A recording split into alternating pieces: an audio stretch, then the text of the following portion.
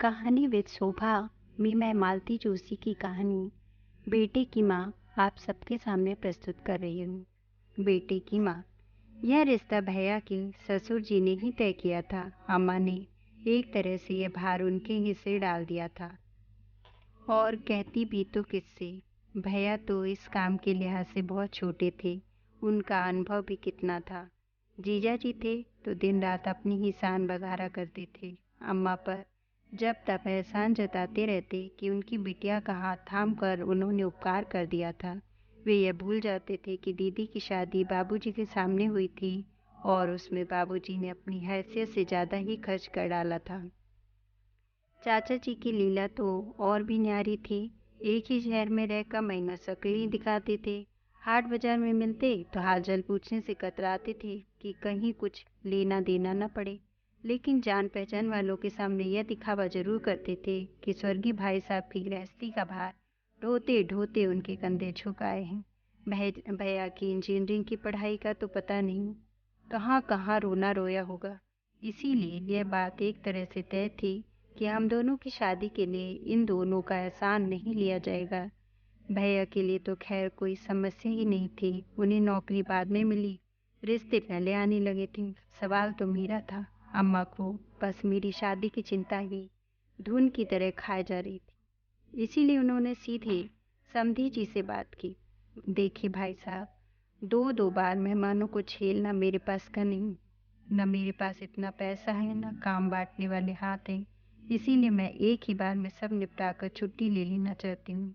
किसी तरह इस लड़की के लिए एक बार जुटा दीजिए तो मैं फुर्सत हो जाऊँ। आपकी बेटी के सिर भी कोई भार नहीं रहेगा। बेचारे पंडित जी समझ गए, यह बहन जी का अनुरोध नहीं है, आदेश है। एक तरह से शादी की शर्त ये है। बेचारे अपनी बिटिया के लिए जूते चटका कर हलाकान हुए जा रहे थे। अब यह एक और जिम्मेदारी सिर पर आ गई। अपनी लड़की के लिए वर खोजना फिर भी आसान है। आपको अपनी हैसियत का औकात का पता होता है। भले बुरे की जिम्मेदारी भी आपकी अपनी होती है। दूसरों के लिए काम करते समय तो 10 बार सोचना पड़ता है। पर इंजीनियर दबाव पाने का लालच उन्हें बल दे गया और वे मेरे लिए भी एक नायाब हीरा खोज कर ले आए। लड़का उन्हीं के शहर कानपुर का था। अंग्रेजी में गोल्ड मेडलिस्ट, एमए, पीएचडी, अपना मकान, घर में केवल भाई भाभी। मकान भी 2 हिस्सों में बटा हुआ। जब मर्जी हो किराएदारों से खाली करवा कर अलग गृहस्थी बसा लो। इतना अच्छा रिश्ता तो शायद हम लोग भी नहीं खोज पाते। और यहाँ खोजने को था ही कौन। देखने दिखाने का कार्यक्रम कानपुर में ही संपन्न हुआ। हम लोग भाभी के गोद भरने गए थे। भैया भी साथ हो लिए थे। वहीं उन लोगों को बुला लिया था। परिचित तो थे ही। बात तय हो गई तो खुश हो गए कि परिचय अब रिश्ते में बदल जाएगा। हम लोग किसी तैयारी से नहीं गए थे। फिर भी चाचा जी ने लड़के को 101 रुपये देकर शगुन किया। उनकी भाभी ने मुझे एक साड़ी दी। सगाई के लिए शायद ढूंढने की बात थी तो उनके भाई बोले, मैं इन ढकोसलों में विश्वास नहीं करता। बात तो हो ही गई है, अब आप शादी की तैयारी कीजिए। सब लोग बहुत खुश थे। ऐसे सुलझे हुए इंसान आजकल कहाँ मिलते हैं। दिवाली के बाद पहले 2 मुहूर्तों पर शादी करना तय हुआ। बीच में 2 दिन का अंतराल था जो कि जरूरी था। इस बीच थोड़ा सा व्यवहारिक आदान प्रदान भी शुरू हो गया था, जैसे जन्मदिन की बधाइयाँ, उपहार आदि। सावन में हमने भाभी के यहाँ राखी डोरा भेजा। मेरी ससुराल से भी सामान आया। शुरू शुरू में हम लोग पत्र भी लिखते थे।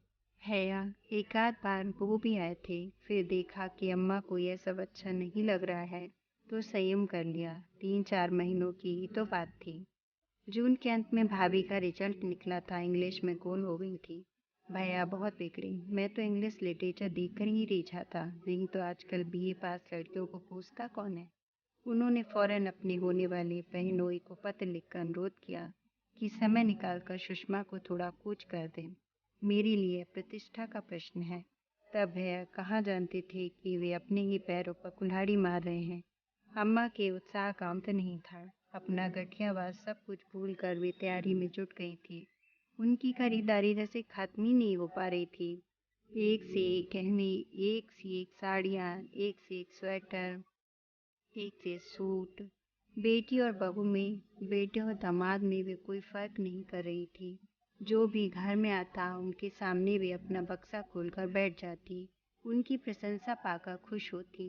बाबूजी की मृत्यु के बाद पहली बार उन्होंने इतना खुश देखा।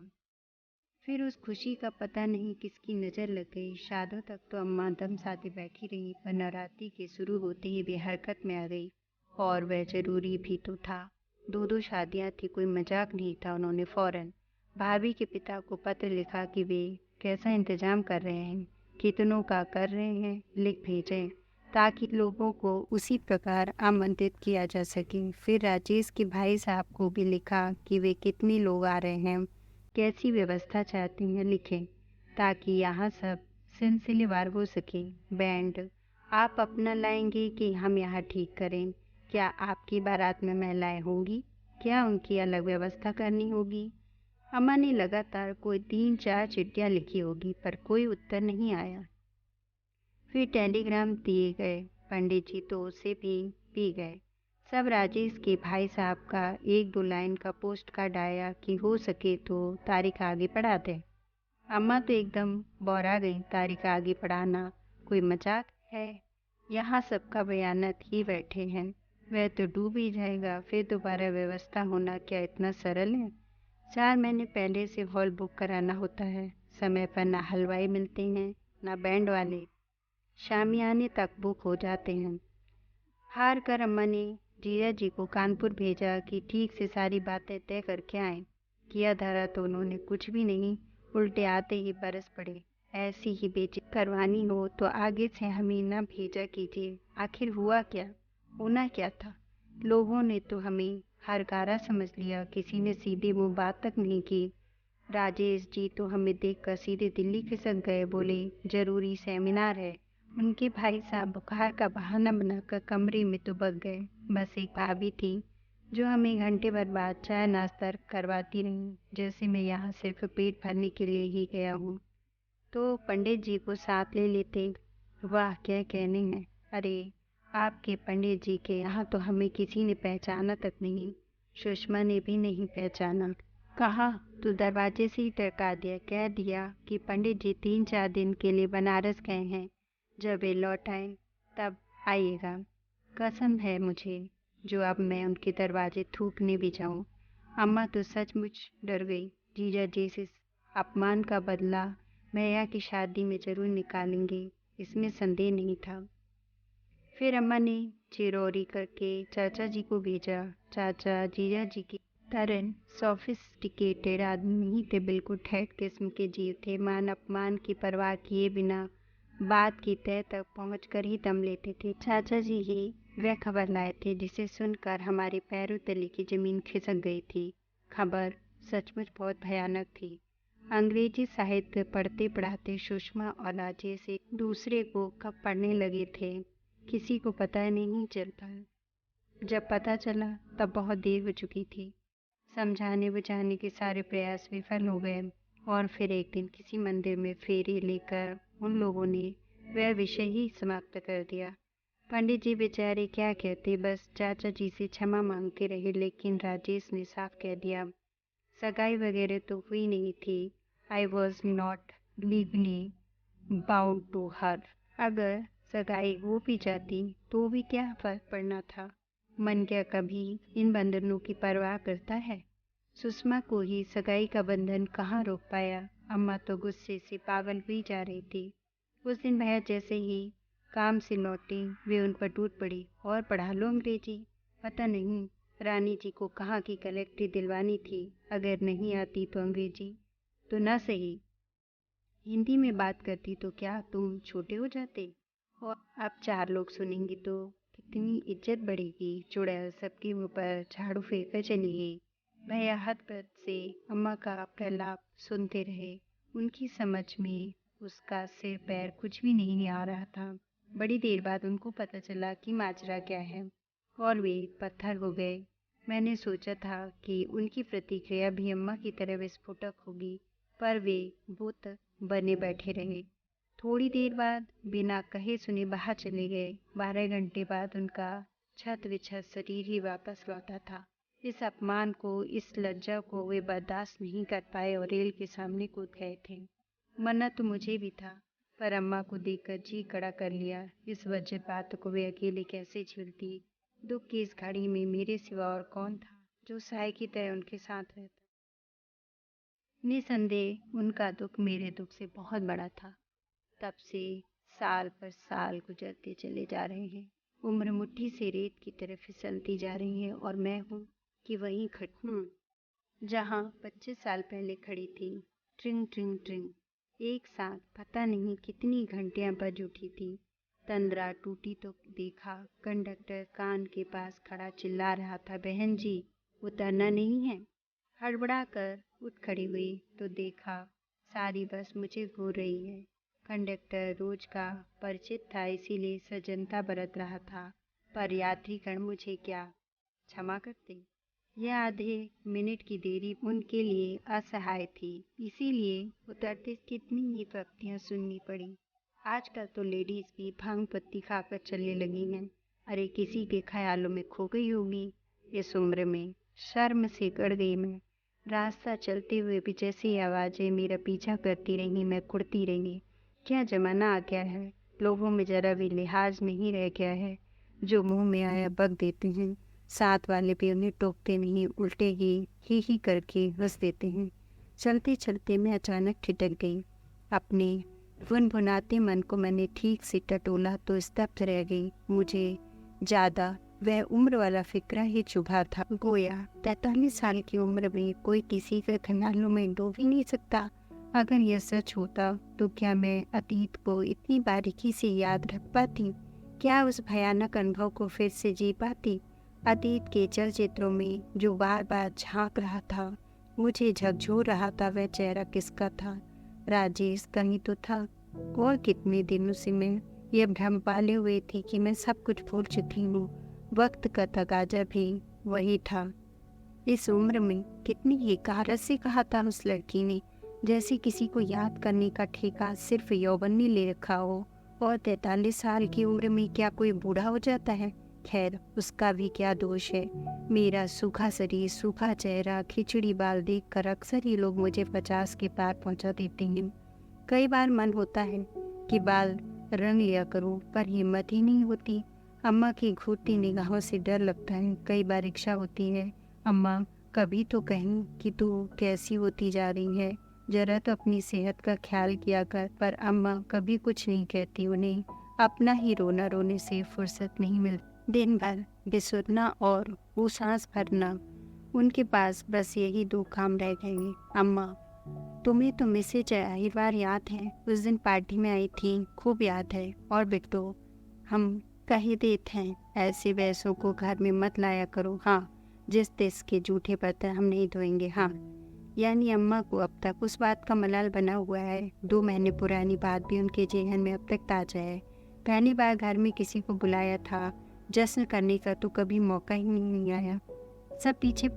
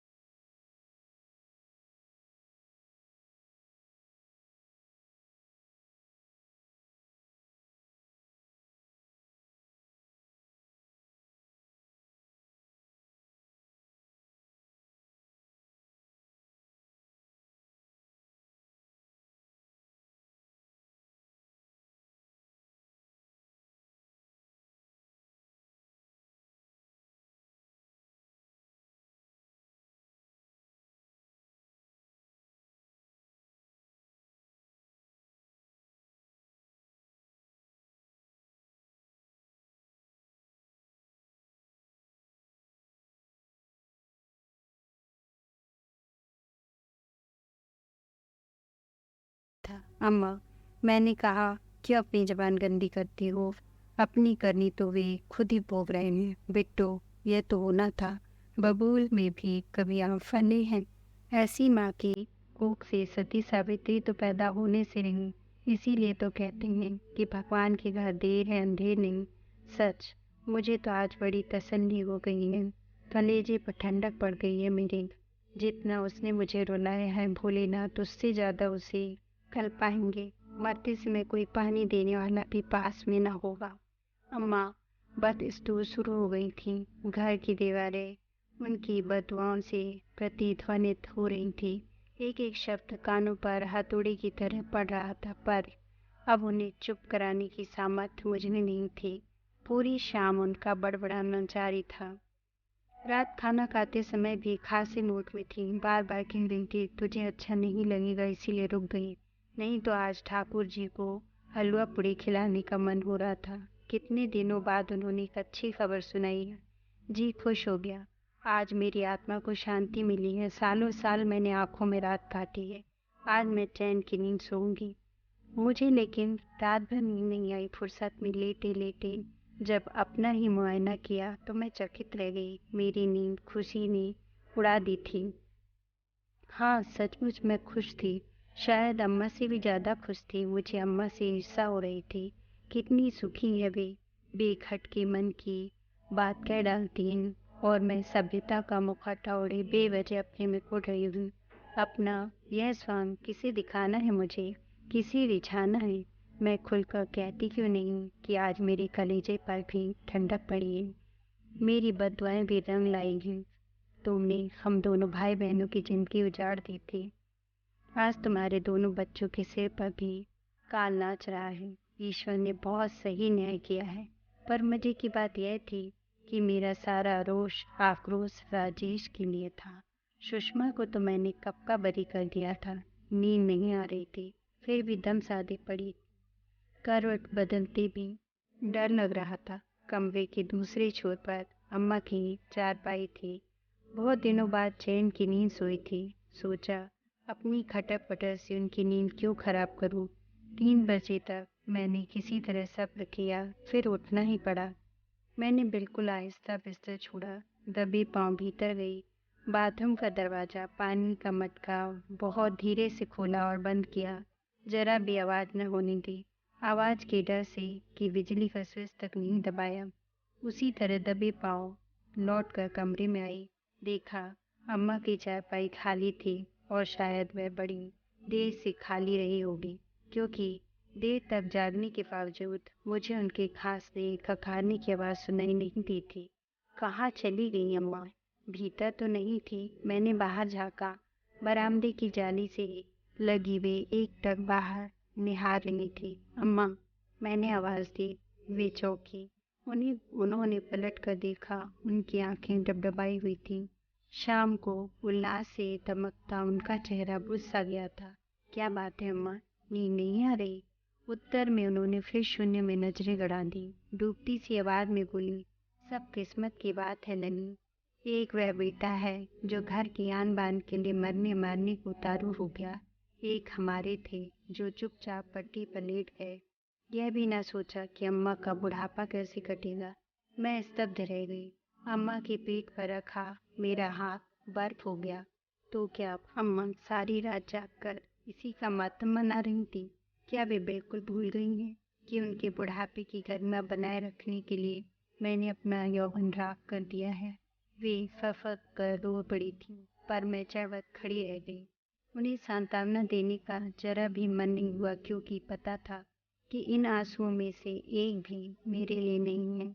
मेरे लिए, मेरे उजड़े अतीत के लिए, मेरे सोने भविष्य के लिए, मेरे बिखरे सपनों के लिए। अम्मा कब रोई थी जो आज रोई? आज पक्का विश्वास हो गया अपने को कि जिनके लिए तिल तिल जी रही हूँ वे मेरी माँ नहीं, वे तो भैया की माँ है, अपने बेटे की माँ।